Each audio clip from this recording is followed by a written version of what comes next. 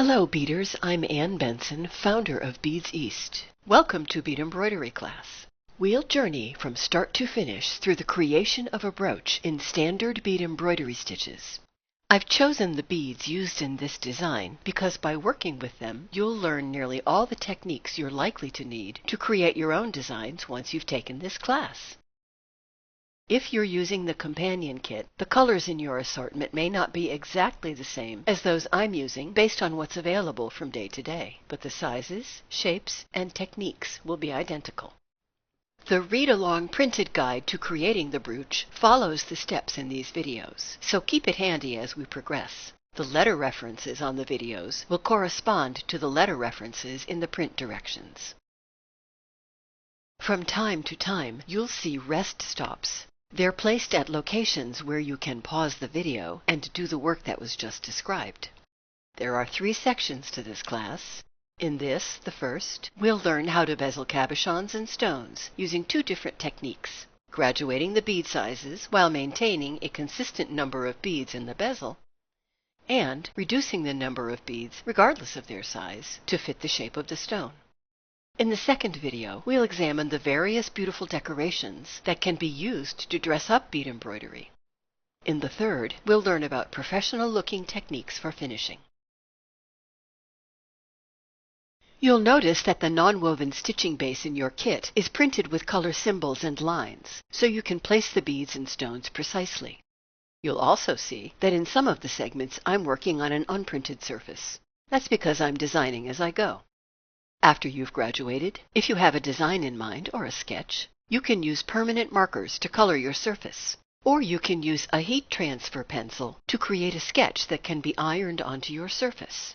The specific material in your kit is Peltex, Pelon 70 weight, non-fusible. If you do color the surface with markers, use a paper towel to blot off any excess before you start stitching. We're using Ultra Suede as the backing for our finished piece. I'll talk more about this wonderful material later in the finishing section. But let's look at the beads we're using before we start. There are 2 colors of size 11 cylinder beads in the kit, one silver-lined teal, the other silver-lined gold. They're extremely uniform and tubular in shape, with thinner walls than rounded seed beads, which are sometimes called rocailles. We also have 2 different colors of size 15-0 seed beads, one Matsuno in silver-lined mint, and one Miyuki in silver-lined lime AB. Matsunos tend to be slightly larger than Miyukis or Tohos, and you'll see later why this can be significant. There's a Czech 11-0, slightly larger than the size 11 cylinder beads, and one Czech 14-0, which is slightly smaller than the Japanese 15-0s. We'll use all of these seed beads to bezel our 3 standard size stones: a 16 mm Rivoli, 18 mm triangle, and 13 mm round. In addition, we've got our decorative beads: pearls, crystals, sequins, bugle beads, fire polish rounds, glass leaves, and larger seed beads in sizes 8-0 and 6-0. You'll be using a gloving needle for the embroidery because it has a very sharp point and passes fairly easily through the surface and backing materials. There's also a size 13 beading needle, which you can use for the bezels after you've stitched the foundation rings onto the non-woven. We're using Nymo nylon beading thread. Size B or D both work. Take a moment to review these materials again before we get started.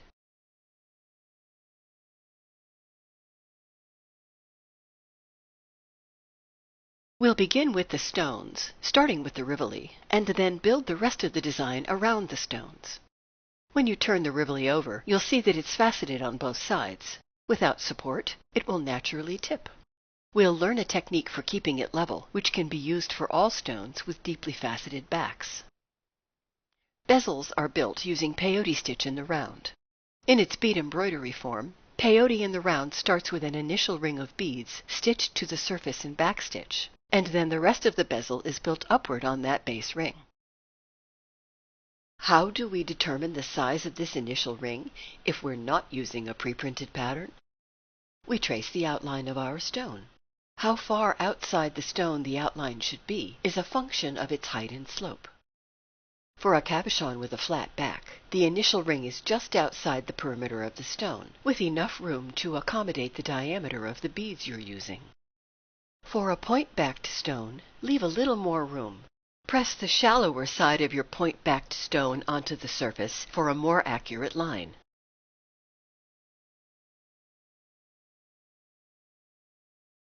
Let's take a close look at backstitch because you will be using it throughout the brooch in various ways. Cut about a yard of thread and put the gloving needle on the thread. The tip of a glover is chiseled to a sharp point. Keep the point straight by drawing it backwards through your fingertips if you find the needle is catching on the surface. You can also use one of those sandbags on the classic tomato pincushion to keep the needle sharp. To attach the thread to the surface, you can make a very small knot in the end of your thread. A large knot will be visible through your backing later. I prefer to weave the thread back and forth within the area to be covered to secure it to the non-woven.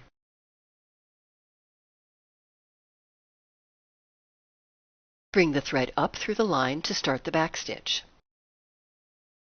Pick up 2 cylinder beads. Lay them flat on the line. Then run the needle down where they end. Now go back to your starting point and bring the thread up through that point again. Peyote in the round requires an even number of beads in the initial ring, and the fail-safe way to ensure that is to apply the beads 2 at a time, since 2 times any number results in an even number. Just math. Run forward through the 2 beads. Then pick up 2 more beads. Lay the 2 new beads on the line. Then run down through the non-woven where they end. Scoop backwards underneath again, but now you want to go back the length of 3 beads. Bring the thread up between the first and second beads you applied. Now run forward through the 3 beads in front of the needle. Now you're ready to pick up 2 more beads. That's how backstitch is done. Pick up 2 beads, place them on the line, run down through the non-woven, scoop backwards under 3 beads, come up through the non-woven, then run the needle through the last 3 beads. In this way, you're joining each pair of beads to the previous and subsequent pair, creating a very stable initial ring on which to build your bezel. As you approach the joining point, adjust the placement of your beads if necessary to ensure that you have an even number. You may find that you have to pull out a few beads to do this. In my 50+ years of working with beads, I've probably pulled out the equivalent of a dozen complete projects. You do get used to it.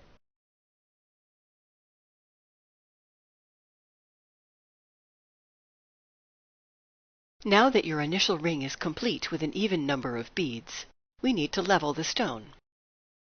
We'll place the leveling beads within the bezel, fairly close to the bezel wall.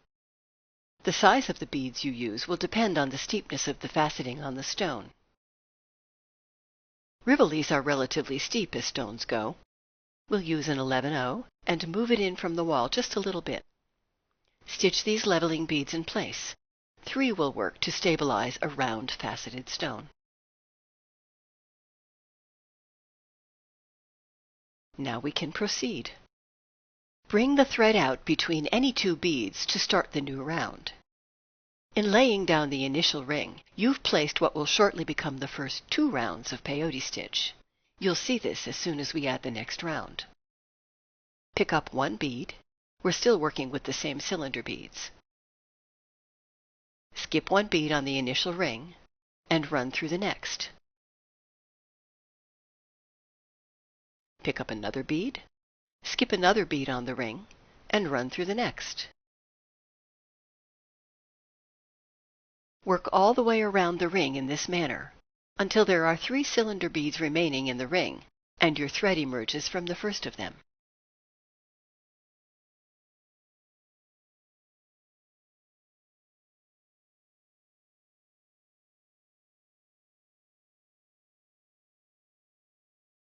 Pick up another bead. This will be the last bead in the round. Skip the next bead on the ring and run through 2 beads diagonally. The second bead of this diagonal pair is actually the first bead you stitched in the round. This is called the step-up. It positions your thread correctly for the start of a new round. You always want your thread to emerge from the first bead of each round, so you can start the new round with no visible break. Take a look at the bezel now. There are 3 distinct rounds, the initial ring having been transformed into 2 rounds by the addition of the third. Magic! When you add the next round, tighten the thread as you progress, and you'll see the bezel turn into a little upright wall.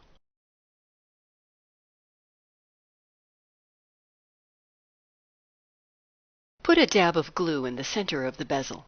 Place the Rivoli in the bezel. Just a word about glue. You want a strong, probably very smelly one. Now we'll switch to a smaller bead, a Japanese 15-0. Incidentally, Czech 13-0s are very close in size to Japanese 15-0s, just minutely smaller, and can often be used in bezels with graduating sizes of beads. The point of using a smaller bead is to draw in the diameter of the bezel. If we continued with cylinder beads, we'd have to make reductions in the number of beads in the bezel, and this would produce a jagged look. Reductions will be used in bezeling the triangle in conjunction with smaller beads, but with a smooth-edged stone like a round or an oval, you can create an effective, attractive bezel without reductions. The progression of size 11-0 cylinders, Matsuno 15-0, Miyuki or Toho 15-0, and Czech 14-0 produces a near-perfect bezel for a round or oval stone without reductions in the number of beads. You can also use Czech 15-0s. These are very small, in place of 14-0s, even in addition to them in a larger bezel with many rounds. As you add the first round of smaller beads, you want to try to maintain a fairly even tension. But once your bezel has crested the edge of the stone, it's a good idea to tighten the thread a bit as you progress through the rounds to draw the edge of the bezel inward. The combination of decreasing bead size and increasing tension are just what you want to bezel your stone perfectly.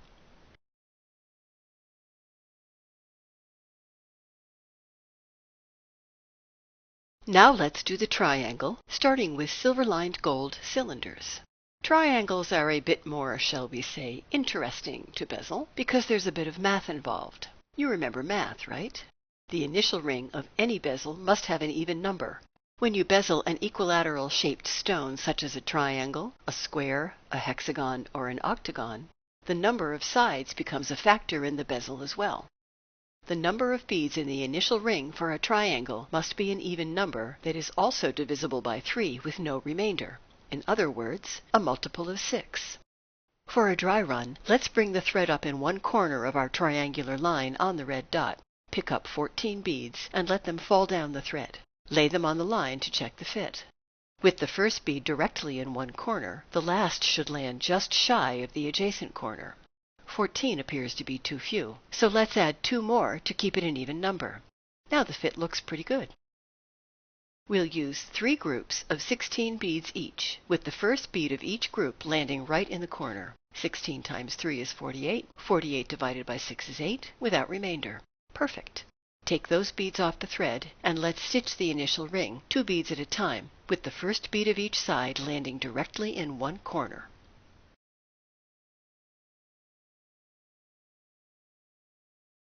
This particular 18mm triangle is relatively shallow, so we don't need to level it.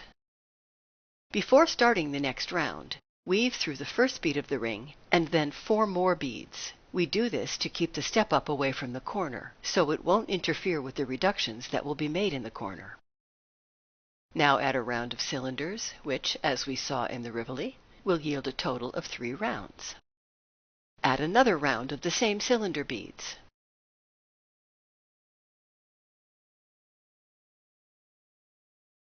Add your dab of glue and place the stone in the bezel. We're going to start with Miyuki 15-0s because we aren't depending on graduated sizes to draw the bezel inward. So before the glue dries, hold the stone in place and add 1 round of Miyuki 15-0s. Adjust the stone if necessary so 2 15-0s span each corner.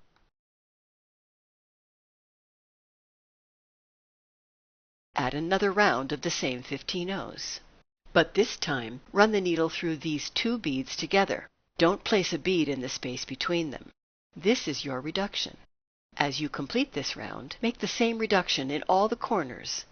You'll notice that a bit of thread shows in each corner. This will be minimized when we add the next round.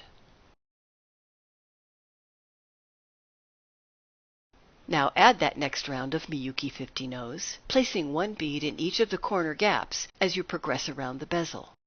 The triangle is now very secure. You could stop right here. The bezel is neat and attractive, but I like to add one round of check 14 O's or 15 O's to give the bezel a professional look.